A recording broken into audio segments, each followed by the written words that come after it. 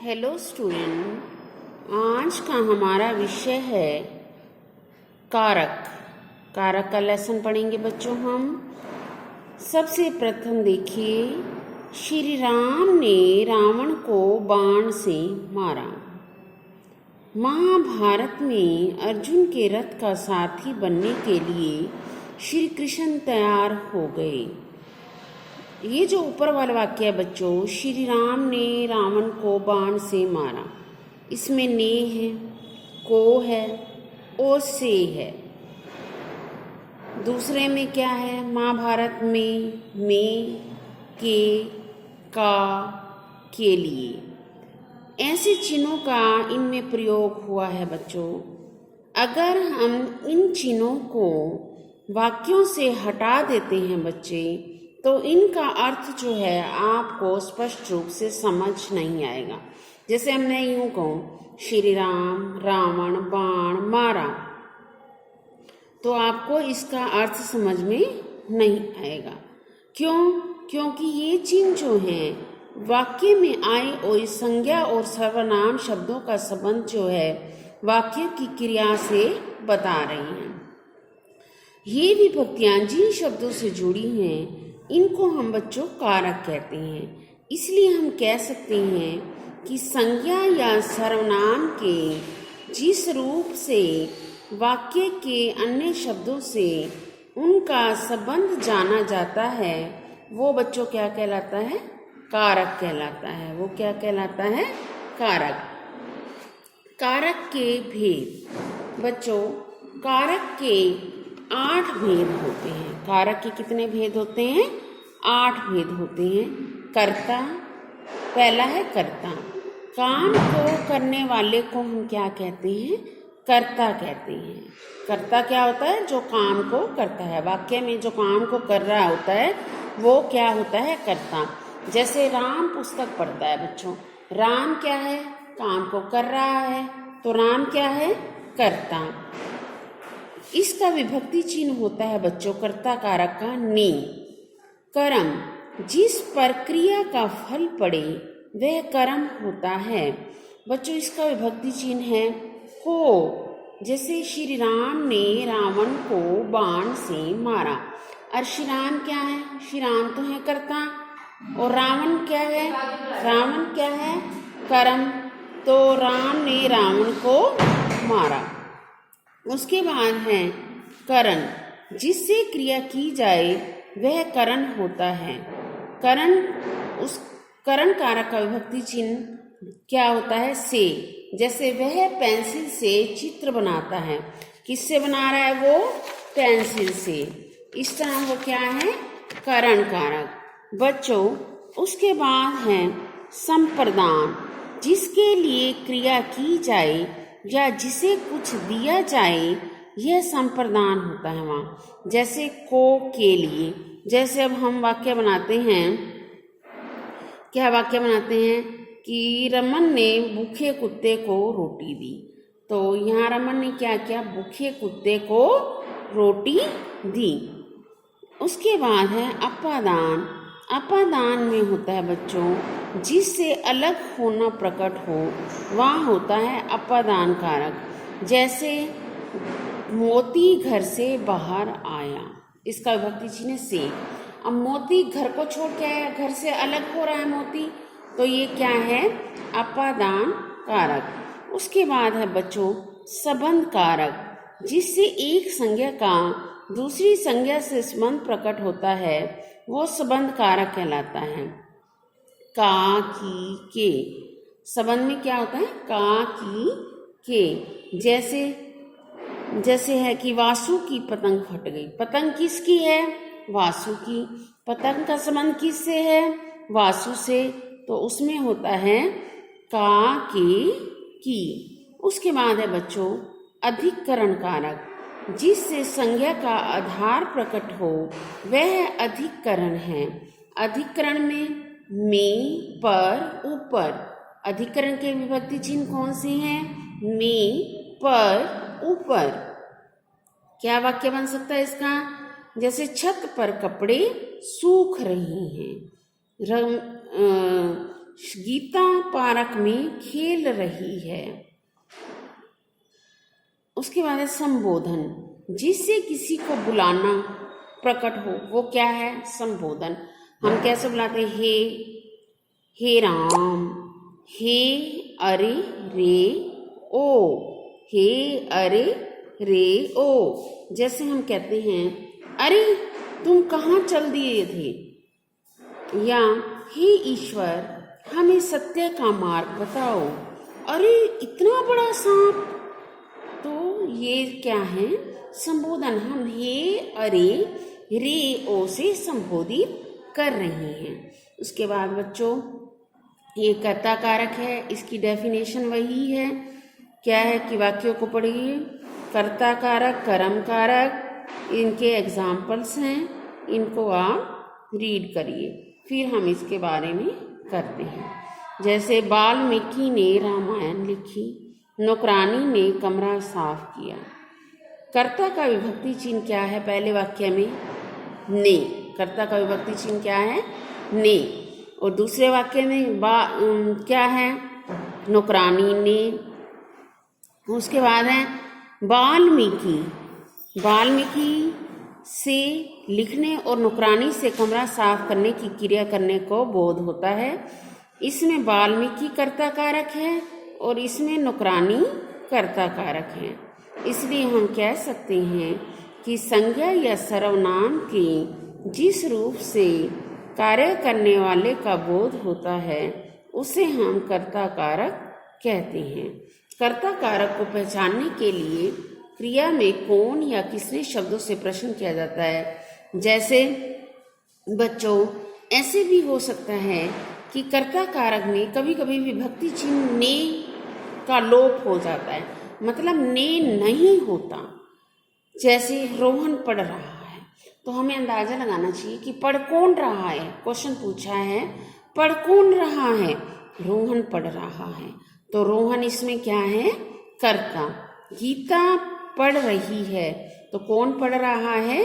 गीता, तो गीता क्या है? इसमें कर्ता कारक है। उसके बाद है बच्चों कर्म कारक। राम ने रावण को मारा, पिताजी ने रमेश को बुलाया। तो इसमें क्या है? रावण। किसको मारा है? रावण को। मारने वाला कौन है? राम, तो राम तो कर्ता हो गया। मारा किसको है? रावण को, तो रावण का जो है इसमें कर्म कारक है। रावण क्या है? कर्म कारक है। अब पिताजी ने रमेश को बुलाया, पिताजी इसमें क्या है? कर्ता, और किसको बुलाया है? रमेश को, तो रमेश और रावण जो हैं इसमें वो कर्म कारक हैं। तो कर्म कारक का विभक्ति चिन्ह को होता है। अतः हम कह सकते हैं कि जिस शब्द पर क्रिया के कार्य का फल पड़ता है उसे हम कर्म कारक कहते हैं। बच्चों, कर्म कारक को पहचान के लिए आप क्या देखते हो कि क्रिया के साथ क्या लगा होता है? जैसे क्या, किसे और किसको लगाया जाता है। जैसे लड़के ने टीवी देखा, लड़के ने टीवी देखा और गीता ने खाना खाया। उसके बाद है बच्चों करण कारक। करण कारक क्या है? विराट जो है बैट से खेलता है। अरुण रेलगाड़ी से दिल्ली गया, अरुण रेलगाड़ी से दिल्ली गया। तो ऊपर वाले वाक्य में बैट, बैट से किससे खेलता है? बैट से। और रेलगाड़ी से, दूसरे में क्या है? अरुण रेलगाड़ी से दिल्ली आया। तो बैट से और दिल्ली से, बैट से सॉरी और रेलगाड़ी से, इसमें क्या है? करण कारक। करण कारक का विभक्ति चिन्ह बच्चों से होता है या के द्वारा होता है। अतः हम कह सकते हैं कि कर्ता जिस साधन के द्वारा क्रिया करता है, जैसे बच्चों आप ये भी कह सकते हो कि वह पेंसिल से चित्र बनाता है। तो किससे बनाता है? पेंसिल से। पेंसिल किसके रूप में प्रयुक्त हुई है बच्चों? साधन के रूप में, तो उसे हम करण कारक कहते हैं। उसके बाद है बच्चों करण कारक की पहचान करने के लिए क्रिया के साथ किससे या किसके द्वारा लगाया जाता है। उसके बाद है संप्रदान कारक। नेताजी के लिए विमान आया।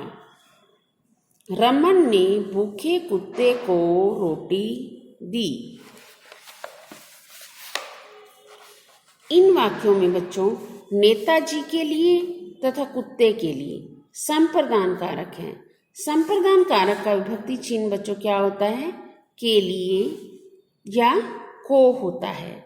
तो जिसके लिए क्रिया की जाती है उसे व्यक्त करने के लिए जो शब्द प्रयोग किया जाता है उसको हम संप्रदान कारक कहते हैं।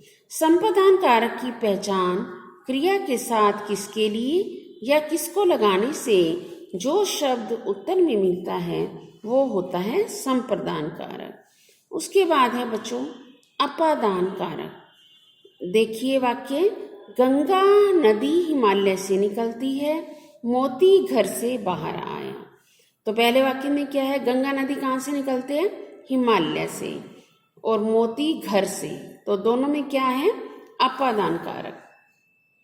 यहाँ जो है गंगा नदी हिमालय से और मोती जो है वो घर से अलग हो रहा है, तो अपादान में अलग होने का बोध होता है। बच्चों तुम्हें पता है, पहले करण में भी तुमने ये पढ़ा है, तो दोनों में डिफरेंस क्या है? करण कारक में भी से है और अपादान में भी से है, तो दोनों में क्या डिफरेंस है? डिफरेंस ये है, जो करण में से प्रयुक्त होता है, से विभक्ति चिन्ह प्रयुक्त होता है बच्चों, वो होता है साधन के रूप में। जैसे मैंने पेंसिल से चित्र बनाया, तो जब ऐसे वाक्य आते हैं साधन के रूप में पेंसिल से, तो करण कारक है। और अगर मैं यूं कहूं कि गंगा नदी हिमालय से निकलती है, तो गंगा नदी जो है वो हिमालय से अलग हो रही है। जहाँ अलग होने का भाव होता है बच्चों, वहाँ अपादान कारक होता है। जैसे वृक्ष से पत्ते गिरते हैं बच्चों, वृक्ष से पत्ते गिरते हैं तो पत्ते जो हैं वो वृक्ष से क्या हो रहे हैं? अलग हो रहे हैं, तो अलग होने का भाव होता है। तो बच्चों ये क्वेश्चन ऐसे भी आ सकता है कि करण कारक और अपादान कारक में अंतर बताओ। तो करण और अपादान में यही अंतर है कि दोनों में से विभक्ति चिन्ह होता है, लेकिन करण में साधन के रूप में से प्रयुक्त होता है और अपादान में अलग होने का भाव मुख्य होता है। ठीक है बच्चों, आगे समझ। अब है संबंध कारक। देखिए, वासु की पतंग फट गई, यह घर अतुल के भाई का है। वासु की पतंग से वासु का संबंध है बच्चों, और घर जो है अतुल के भाई का है। तो अतुल के भाई, इस दोनों में कौन सा कारक है बच्चों? संबंध कारक। इन दोनों में कौन सा कारक है बच्चों? संबंध कारक। संबंध कारक का विभक्ति चिन्ह का, की होता है। इसलिए हम कह सकते हैं कि संज्ञा या सर्वनाम का वह रूप जिससे एक का संबंध दूसरे से पता चलता है उसे हम संबंध कारक कहते हैं। संबंध कारक की पहचान होती है बच्चों किसका, किसकी, किसके, इस तरह हम प्रश्न करते हैं और जो हमें उत्तर प्राप्त होता है वो होता है संबंध कारक। उसके बाद है बच्चों अधिकरण कारक। अधिकरण कारक में कौन सा विभक्ति चिन्ह होता है? में, पर, ऊपर। में, पर, ऊपर। पहला है रविश पार्क में खेल रहा है, छत पर कपड़े सूख रहे हैं। छत पर कपड़े सूख रहे हैं। तो इन वाक्यों में पार्क है, छत पर, तो ये कौन सा कारक है? अधिकरण कारक है। अधिकरण कारक का विभक्ति चिन्ह में, पर, ऊपर होता है। तो बच्चों हम कह सकते हैं कि संज्ञा की जिस रूप से क्रिया के आधार, समय और स्थान का बोध होता है उसे बच्चों हम अधिकरण कारक कहते हैं। उसके बाद है बच्चों संबोधन कारक। हे, अरे, रे, ओ। इसके विभक्ति चिन्ह क्या है? हे, अरे, रे, ओ। हे ईश्वर, हमें सत्य का मार्ग दिखाओ। अरे, तुम कहाँ चले गए थे? तो इन जो वाक्यों में हे ईश्वर है तथा अरे है, इसमें कौन सा कारक है बच्चों? संबोधन कारक। और संबोधन कारक का जो विभक्ति चिन्ह होता है वो हे अरे होता है। इससे हम कहते हैं बच्चों, जिससे किसी को बुलाने या सचेत करने का भाव प्रकट हो उसे हम संबोधन कारक कहते हैं। तो संबोधन कारक का जो बच्चों प्रयोग होता है वो शब्दों से पहले, संज्ञा शब्दों से पहले होता है और इसके बाद बच्चे कौन सा चिन्ह लगाया जाता है? ये कौन सा चिन्ह है? ऊपर डंडा नीचे बिंदी, कौन सा चिन्ह है? विस्मयादि बोधक। कौन सा चिन्ह है?